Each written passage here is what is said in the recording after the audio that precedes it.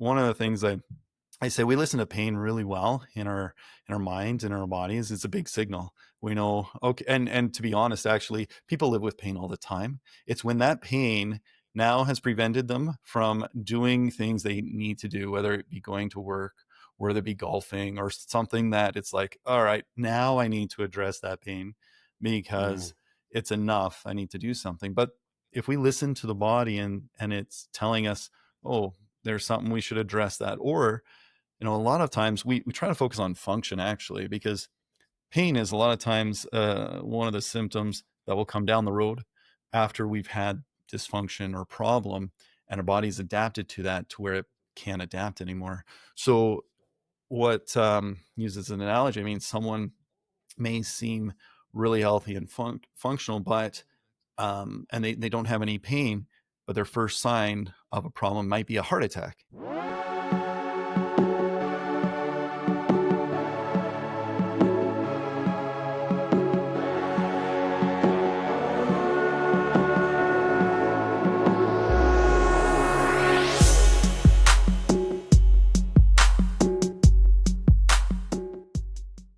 All right. Welcome back to the 1% Bttr Podcast. Today we have on Dr. Brett Hill. Hey, thanks. Good to be here, Chuck. Appreciate it. Likewise. Been really excited for this. I sometimes do a intro like a player or something like that comes on the podcast, but I would love for you to describe yourself and what you're all about and the work that you do. Yeah, no, I appreciate it. I'm a chiropractor by profession, but I guess first and foremost, I'm a husband and father. I got 4 kids. They're really important to me. And I guess understanding, where I'm at is understanding my background. I mean, we have a clinic here. I mean, Calgary, Alberta, Canada. We do a lot with migraine, headache, vertigo, and posture correction. And when I started off, I actually started with no patients, 0. Came out of school thinking, well, I'm gonna do things better. I'm gonna do things different. And I had opportunities to join other practices and things, but I was like, I don't want to do that model of just in and out patients and that kind of system. I'm like, I want to get people as good or better as possible, as fast as possible. And I think I can do that because in just some training I had done with neurology and different things there. And so anyways, in a short story, it led me down to start my own, create it into what it is today. And now with the systems that we've implemented in practice, my goal is always get people better as fast as possible, and not just better like out of pain, but like get them to experience life. That's what I named the clinic, because that's what it's about. It's not about going through the day-to-day, just surviving. It's about getting out, being your best, experiencing all the great things that life has to offer. And we want people to be able to do that and not be reliant on medication or on the adjustment or on whatever it is. And so trying to empower them. And so we created this posture program where we found people were suffering with a lot of the same kind of things. They're on computers all the time, or screens, or stress, or whatever. And we found a lot of the same things. So we created this to help connect their brain to their body a little bit better in how they're holding their posture, which affects a lot of simple things, but in a big way over a period of time. And so now we are putting that out online now for people to do anywhere in the world, and we guide them through that. So we're pretty excited to expand that.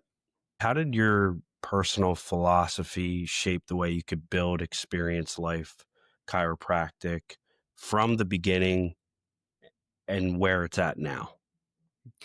Yeah, I always, and I tell this to new staff that comes on or anything, I'm like, if you don't enjoy coming to work, if you don't enjoy what you're doing every day, then you shouldn't be doing it anymore. Because the moment it becomes a numbers game for me, then I know I've lost the vision of Yeah. why I went into chiropractic. I went into to help people, and ultimately, I thought maybe I'd go into med school and do things because my mom had a lot of health issues, and I was like, I'm gonna solve them. I'm gonna fix all these problems. And I realized, they just sent her to another specialist for this pill and that problem, which her heart problems were caused from that drug, and I just found there wasn't a lot of for these chronic problems that people are suffering with, a lot of great solutions.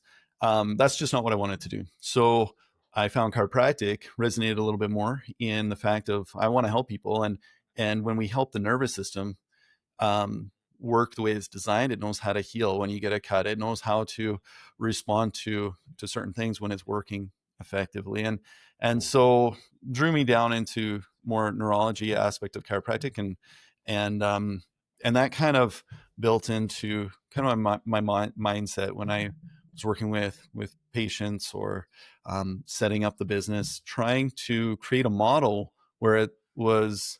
I'd always ask, would I appreciate this if I was the one receiving the care or my family member?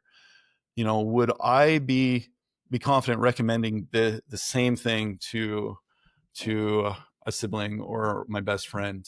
Mm. And always being true to myself and having that integrity to say, hey, this is what you need. This is what is going to be the best, and according to my knowledge at the time, and then when we see results, I I get excited.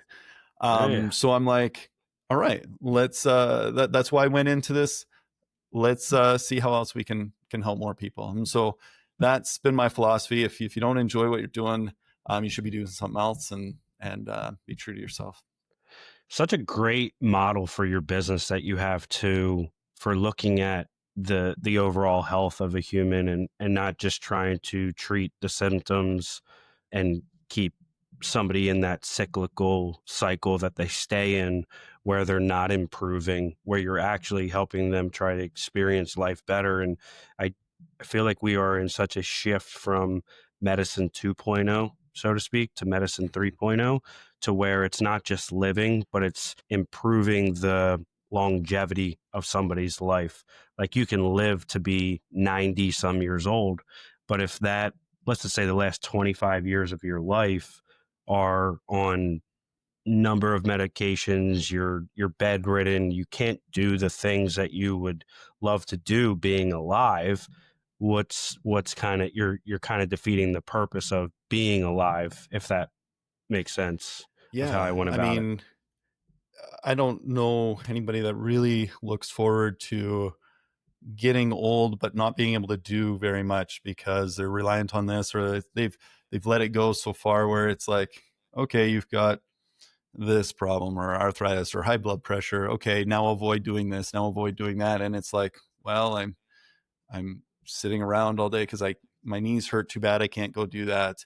But we Mm, let it get to a point where that's not reversible now, and we just become reliant on something to survive when it's not enjoying what life we should be living. And it's tough because a lot of these things are chronic and they're incrementally building. You know, mm, one of the things I say, we listen to pain really well in our minds and our bodies. It's a big signal. We know, okay, and to be honest, actually, people live with pain all the time. It's when that pain now has prevented them from doing things they need to do, whether it be going to work, whether it be golfing or something, that it's like, all right, now I need to address that pain mm, because it's enough. I need to do something. But if we listen to the body and it's telling us, oh, there's something, we should address that. Or a lot of times we try to focus on function, actually, because pain is a lot of times one of the symptoms that will come down the road after we've had dysfunction or problem, and our body's adapted to that to where it can't adapt anymore. So what uses an analogy, I mean, someone may seem really healthy and functional, but and they don't have any pain, but their first sign of a problem might be a heart attack. It wasn't that mm. day that their arteries just clogged up. That's been Right. progressing and growing, and so that first symptom they get of pain If we're looking at a pain symptom, then it's a little late. So, Yeah. So it's really going from that reactive mindset to a proactive mindset and getting ahead of things before, like you said, there's issues arising before you feel the pain. It's really once you have the pain, people are becoming reactive to, oh, I need to get this fixed now at this yeah, point. So it's yeah, it's more of a preventative action to get you to be there. And where I'm curious too is the focus on posture, and I think posture is, and neurological health as well. What drew you to those two specifically? And I'm very interested in this myself because obviously my brain surgery that I've gone through, and mhm, also working, I work from home. I sit in a chair a lot of the time. The way that I try to focus on preventing it is obviously getting daily exercise in, whether it's resistance training, lifting weights, or going for walks or runs. Circling back to my question, what drew you to those two areas more than others? yeah. That's a great question, and good on you for being active, because mobility, movement is really key. But Mm, what drew me to posture specifically, and when and I'll explain here, I guess, to understand the neurology, because it's directly tied in neurology with our posture system. And that's really, I guess, what drew me to posture in a simple way. We think of posture as just, oh, I got to sit up straight or I got to stand up straight. Posture is used anytime we're resisting gravity, whether we're sitting, we're mm, um, playing a sport, walking, standing. We use our posture system, which is really our foundational support system, to generate power from our legs, our arms, to balance so we don't fall over. It's constantly working unconsciously, though, in our brain and in our nervous system. We don't think about it. One of the things, when it's one of the first systems we learn to develop when we're born. They say tummy time is really important, and it is. And why mm, that is so early on is children learn to lift their head up. They start to develop these curves of their spine. When they lift their head up, it's a reflex they have to use their visual system to look straight, level out their horizon. And it starts to develop that strength in this posture system. When they start to mm, crawl and develop cross crawl across the body. And then when they're standing, gravity's acting on the spine, and it's constantly fueling higher centers of the brain, the frontal lobe, motor areas, sensory areas of the brain. And it starts to really fuel learning. And then we get into the fine motor control, we get into speech improvements, and other things that are more higher center learning. But that mm, happens after we develop that postural tone. And when we have poor postural tone in developmental kids, it relates to other neurodevelopmental delays or things that can show up. And it's really an important aspect. Um, that kids do cross crawl, that they can have a normal gait pattern, that they have that muscle tone in their spine, sure. and it's so important for that neural development in our brains. And so for youth, um, nowadays, when we are constantly looking down at a phone and walking, see them walking down the street and they're looking down all the time, it's actually changing the way their brain is firing, and the way that they're Wow. loading those joints on the spine change the vestibular system. They change the firing of the proprioceptive system. So it's basically the brain knowing where our body is in space. And when we don't load those joints properly with gravity, it's poor input, I guess you could say, to Mm, our brain, which means we'll have a poor output to our spine, to our body in its coordination. And it also relates to our emotional states, our mental states. You think of when we sit all day, we know we get tired and we roll our shoulders forward, we kind of slouch.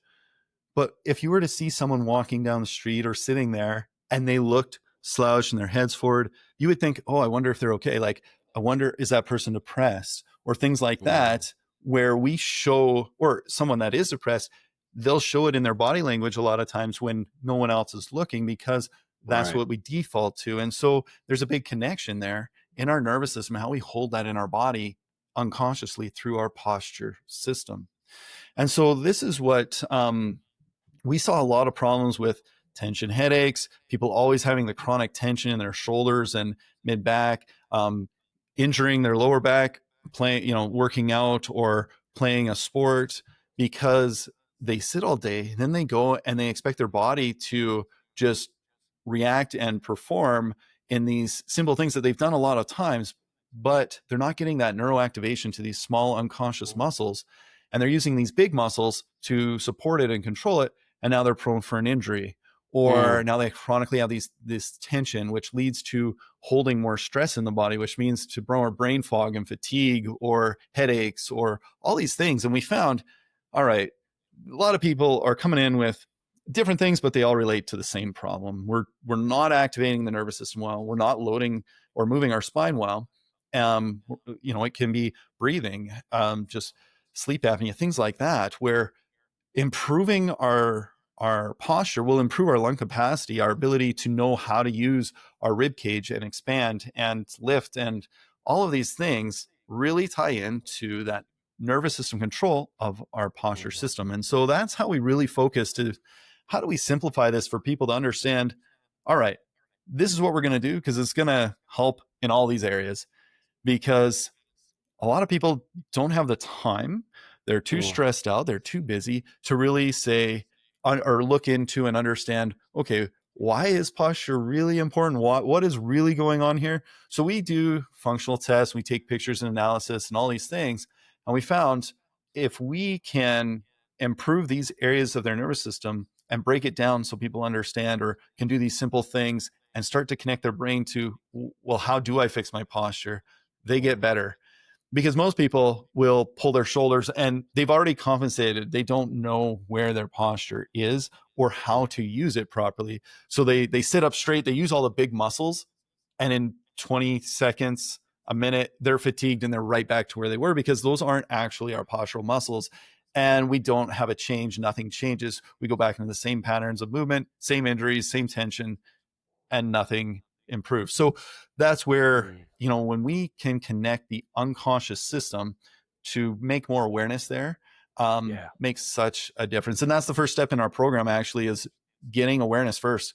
That's why we recommend everyone get an assessment, because when you see where you're actually at, it can be eye-opening and surprising. I've had a patient just recently, and it's like, yeah, I think I have decent posture. I know it can be improved. And then we show him, and he's like, holy cow, I had no idea I was that far off. I need to do something about this. And it's like, yeah, you may not feel it, may not recognize it. This is micro deterioration there. Just like getting 1% better, we can get 1% worse and not even realize that over a period of time, and if we don't do anything about it. So why is posture in the nervous system so key to the long-term health? And a term that keeps me going on a daily basis of exercising is my future self is watching me right now and saying, thank you.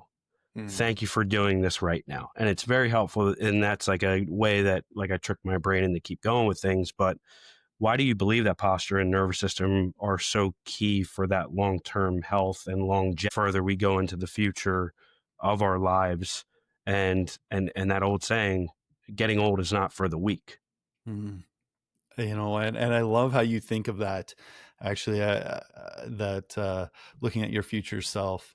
I'm going to use that more, because with posture in the nervous system, you don't ever see someone walking down the street hunched over, hunchback, or that can't stand up straight and think, that's what I want to be when I'm older. That is healthy. You immediately correlate that with, man,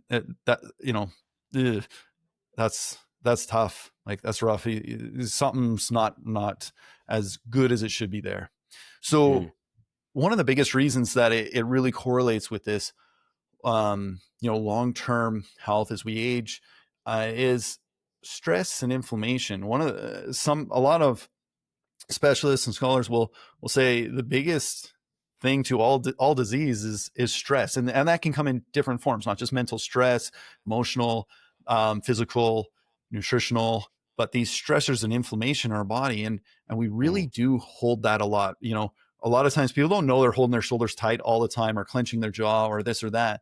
when we're in good posture, we actually have to offset that. And it's kind of this physical reset that then our brain is like, oh, we don't need to be in that stress mode as much, or I have awareness here, and why am I pulling that tight? And so it can help offset that inflammatory response, that that whole stress response, for one. And then two, having good posture really relates to movement. When we're sitting's the biggest detriment to good posture. So when we sit all the time, we're not using that system. It's called neuroplasticity.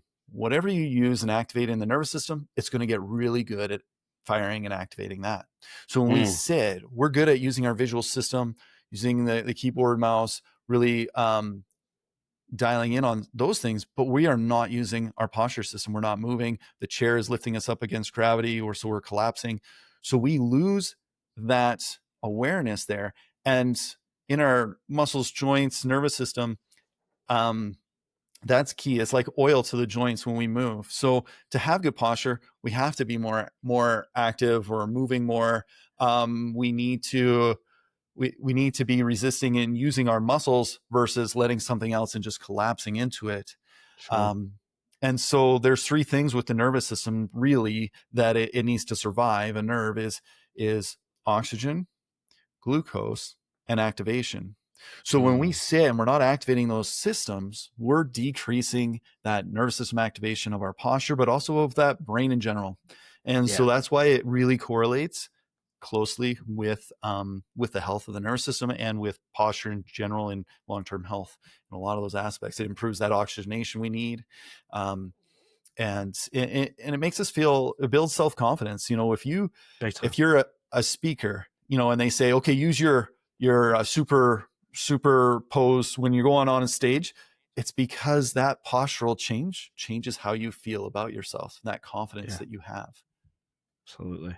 I'm glad you bring up just the speaking aspect of it, because I think about that constantly just in the world that I'm in, with how people communicate with their hands or how their body language is on calls. But it also makes me think about, for the people that are in the world that I'm in, I feel like I've been proactive with finding solutions of, okay, I sit a lot, or when can I take calls on walks to continue to keep my body moving? When are those opportunities to keep things moving, literally in rhythm? For people listening, what is a simple game plan for them that can't come up to Calgary and see you and learn from you? Obviously, the online impact is growing, but what are things that is almost like a checklist for them that they can go through to start to help improve this posture, nervous system that they're experiencing, that could be having issues and they don't even realize it? Hey everyone, quick break before we get back to the episode. I'm hosting a free masterclass on September 3rd at 6 p.m. Eastern Time for the 1% Bttr community. It's all about building momentum, avoiding burnout, and sustaining high performance without sacrificing your personal life. I'll walk you through the exact systems that I've refined over the past few years, and you're going to leave with strategies you can start using right away. It's completely free, but spots are limited. So save your spot now at onebetter.com/masterclass. That's onebetter.com/masterclass. And let's get back to our episode now. Mm-hmm. Yeah. And there's simple things, and you're right, this affects so many people nowadays. What you're doing is awesome. The more you can move and be on a call, the more you can stand up and do some work, the better. So there's a few things. There's three big things that I'd love to give you and your listeners to be able to try to implement today. And I mean, so we do what we do in clinic, we now do online. We can assess you. In fact, I'll offer that for you and any of your listeners. We can do a professional assessment virtually. Basically, you're going to download an app. You're going to have someone take a picture from the front, the side, and you're going to submit it to us. We're going to put points all over that, and then we'll go over those results for you. So that awareness, like I said, is the first step, because then you can see that's where I'm at right now. There's some other things we might do as well. Like we can do a squat video analysis, and we look at movement as well, because that's related to our posture too. But in a general sense, that static picture gives us a good idea. And so we can analyze that.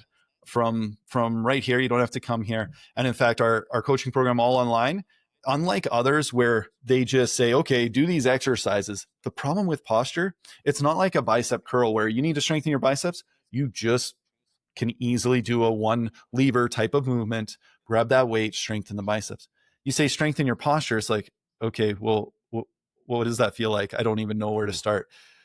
And going through certain exercises isn't that easy because people just compensate. They don't even know that they're tilting their head wrong or that they're leaning back when they should be just pulling their shoulders down. It's like watching somebody in the gym and seeing them over strenuate with a bicep curl, and they're like moving their back and they're pulling themselves, and you're like, okay, you're defeating the purpose of what you're doing right now.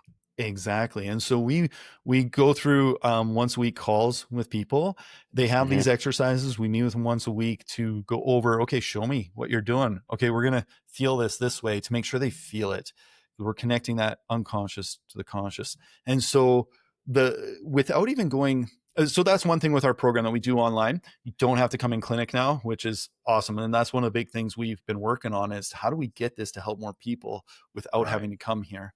But without even doing that, 3 things. So one is awareness. So even if you have someone, take a picture. And for those working on a computer, if you've got a significant other, a friend, roommate or something, have them or a coworker, just be like, hey, on a day randomly, when you see me working, come in, take a picture from the side, just so you can see what your posture is like when you're not trying to sit up straight or focusing on it, working on the computer. And that'll give you an idea of where you're at.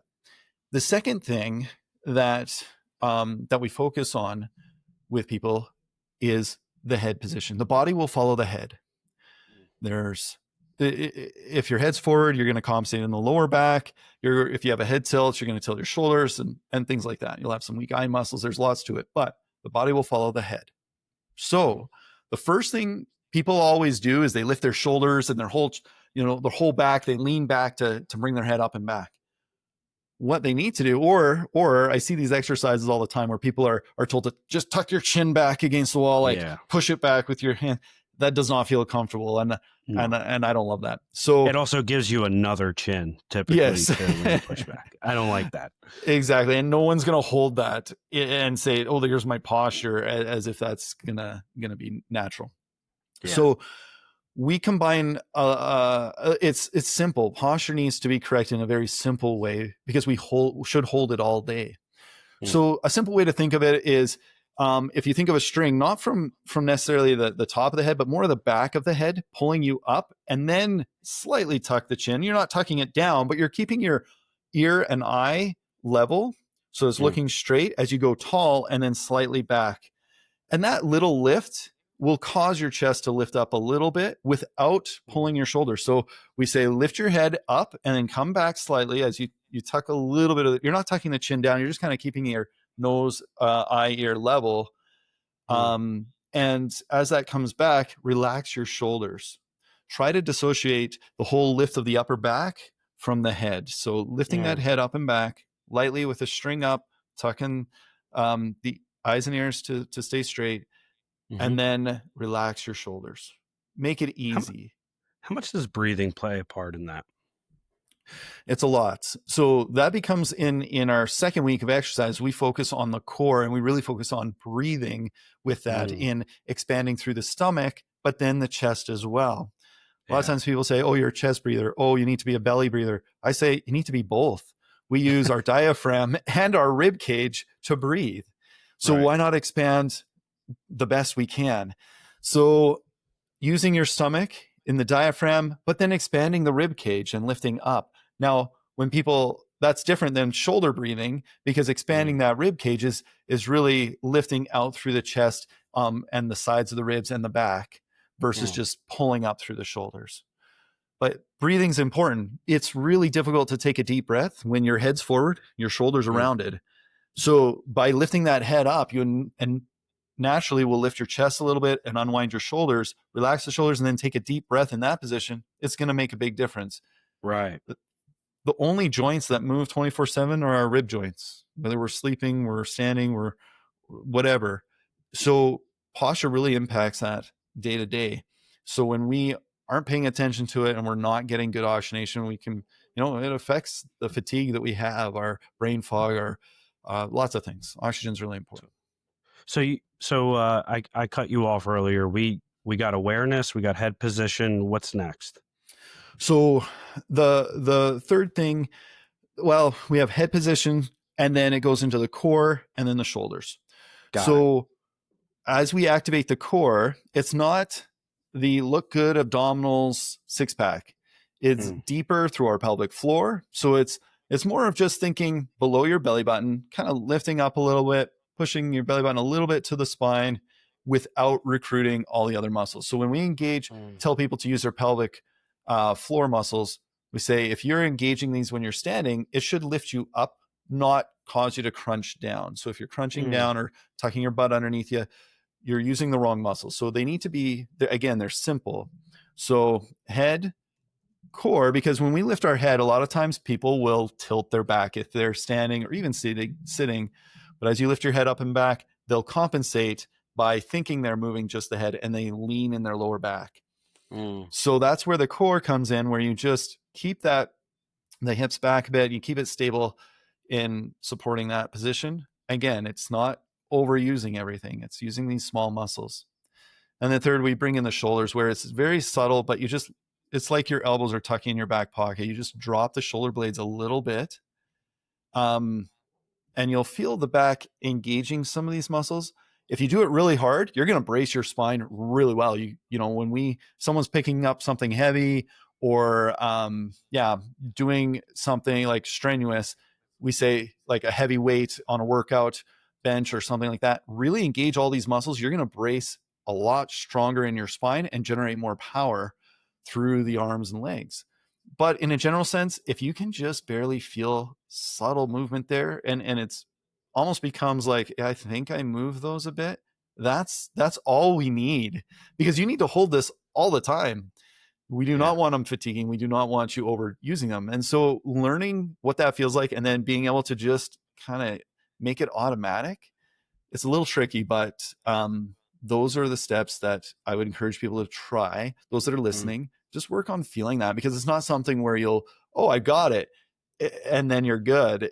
You've got to constantly be checking yourself, asking.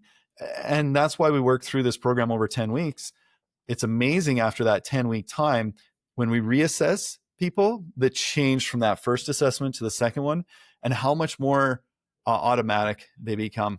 Just the other day, had a patient who went through this, and he travels a lot to BC, it's the next province, but it's like a 12 to 13 hour drive for him. And he's like, every time I get home, my back is so stiff and sore. He's like, the whole drive home, I was just focused on what you said. I reset some things, adjust my chair, feel that core, feel the head drop. He's like, I got home, felt amazing. No problems in my back. He's like, I went for an hour bike ride, no problems. Whereas like, I don't know, a couple weeks before, 4 weeks before, his back had seized up on a bike ride. And so he was like, it was awesome. He's like, this is amazing, because I've had this for so long and dealt with this for so long. We just deal with these things, and it's not something we need to. What's so great about that too is what you're doing is giving people a checklist and what they can go through in their day-to-day life when you're not around. And I think that's what a lot of people have challenges with, whether it is with their posture. I'm going to use a completely different analogy, even in golf.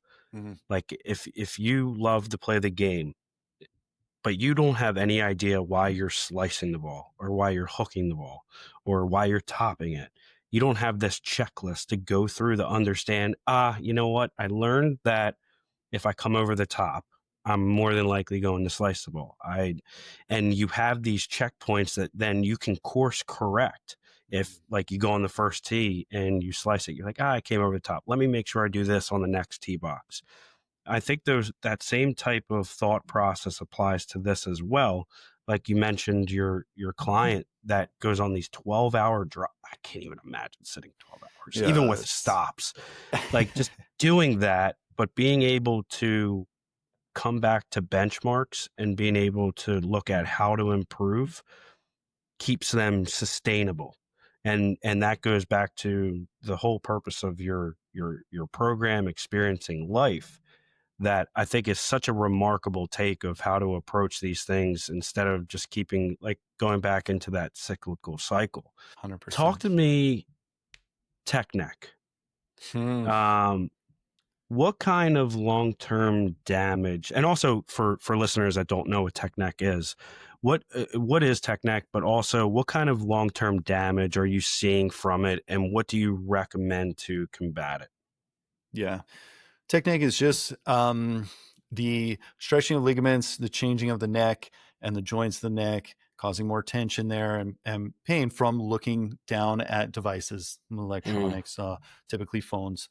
And I get patients that'll come in and they'll say, "Oh, as I'm getting older, I'm noticing this more. I can't do this as much."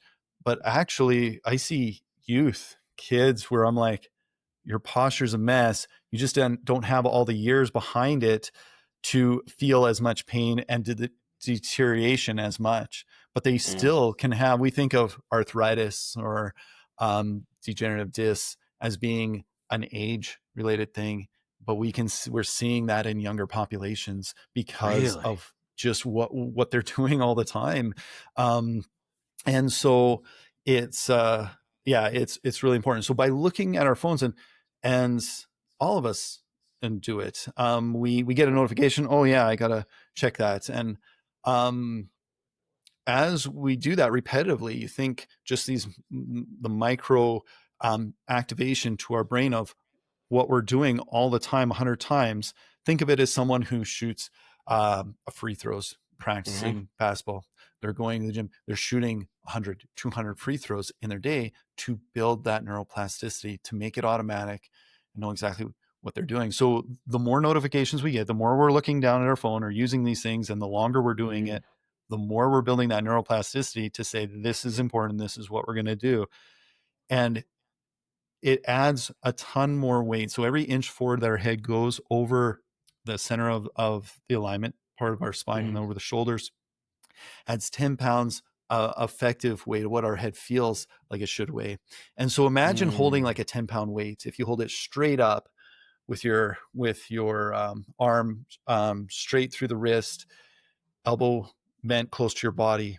Now bend that wrist or bend your elbow out. How much heavier is that weight going to feel? So imagine we're doing that with our head as we look down all the time. It's putting a lot of strain at the base of our neck.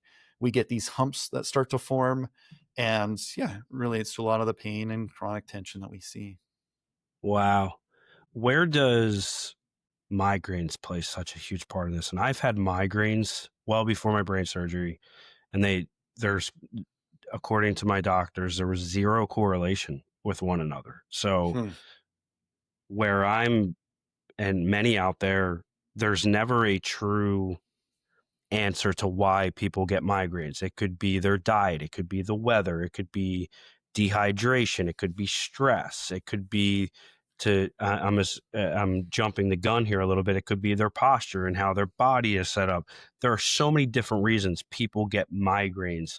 Where has your focus been there, and leading causes that you see? And I'm assuming it is posture and things like that, but that's a good question. And when we're talking migraines, headaches is one thing. There's tension headaches. There's lots of different kinds of headaches, but migraines are a difficult one for a lot of people and for a lot of practitioners. I love them because of the results we've been able to get with some people where they've had migraines and headaches daily or multiple times in a week since high school, and they're in their late 30s or 40, and it's like they just live with these constantly, and we're able to get rid of them. So in going on this, I haven't done this is my personal view. This isn't published studies to say, it's written, but that's what we're here for. Well, exactly. But and what I've seen with clients and what I've seen in treatments, we look at hormones can be a factor, nutritional, leaky gut or inflammation from certain foods that are reactive, that can be a factor. Stress, posture, sleep, hydration, these are all factors that relate. It's not typically just one thing. The way I see it is all these things, it's like a bucket. And we all have a certain size of bucket. Some are different in the capacity it can hold. But as we add those stressors, whether it be work stress, sleep, nutritional sensitivities to foods, hormonal problems, all these stressors that everybody has different ones, it fills that bucket with a certain amount. And when we get to a point where it's like, here in Alberta, we get huge changes in weather fast. So migraines is a common thing people will say they get, and that, oh, it's just related to the weather. Oh, it's just related to the pressure change. All the time I hear that. And I'm like, well, why does the pressure change and you get a headache, but I don't? Wouldn't that affect everybody if it was the pressure that caused it? So what happens is these migraines, I believe, relate a lot to oxygenation into the brain, the blood flow into the brain. When we are stressed, we're not breathing as well. When we have those pressure changes, it can change that concentration of all of the mass in the air, the oxygen, nitrogen, and all that, where our body has to adjust and regulate in small ways. And so we can sense that in our body, and then it can cause more stress and other things where it's already at a level where that bucket starts to now overflow due to certain things. And we try to find what's that, we call them triggers, right? Yeah. What's that trigger? Well, this is a trigger and that's a trigger. So these things are just causing those buckets to overflow. And we get these migraines or these headaches that can present themselves differently in different people. And there's visual migraines. Sometimes people will get silent migraines, meaning they don't have the pain in their head, but they have the visual disturbances and That's the how mine sensitivities. goes. I will, let's just say we're on this call right now. You would start becoming very blurry to see. And if I started trying to read text, there would be blotches. And I don't necessarily have the headache, to your point, but I know it's coming within a half hour to 45 minutes. My head's going to start throbbing. Yeah. And a big thing with these migraines, so we do a lot more neurological testing when we're looking at joint position of the upper cervical spine. That's really huge for the blood flow and the nerve flow into the head. But we do some eye testing, look at the muscles of the eye. Posture is a big aspect when we're looking at migraines, because with a head tilt, it really impacts your vestibular system, trying to reset that. These muscles called the SOT muscles, so they sit right at the base of your skull, go into the top two vertebrae. And really, they're meant to balance our heads, keep it aligned, and just level with the horizon. Like I talked about, we still have that reflex where we want to see things in a level world. And when we lose our postural tone, especially looking at the computer and you're straining those eyes, they get, when your eyes get fatigued, you'll lean in closer to that screen to see it better. And then what happens when the head goes forward, I don't know if you can see on the screen here, and if your listeners will get this, but when our head goes forward, we don't look down at the ground. We tighten these muscles here that right at the base of our skull, so we can still look level there. So it coordinates the eye muscle weaknesses, our head tilt. If you have a head tilt, that's where that posture analysis is really key, because there's a joint here that I found to be so key for migraines, where when we adjust that, or we can correct that tilt, and it relates a lot of times, majority of the times, people that have a head tilt, and they won't notice. They can look back, especially those that have migraines for years, they can look back in photos and it's like, man, why do I always have a tilt my head in all these pictures? So funny you say that, because you probably have seen me on this call. I sit like this. Yeah. And that's me in a thought and listening, but at the same time, I get this tilt where I start looking and start paying attention to things a little bit differently. But at the same time, I'm not even paying attention how that can correlate to an issue that I'm having. Exactly.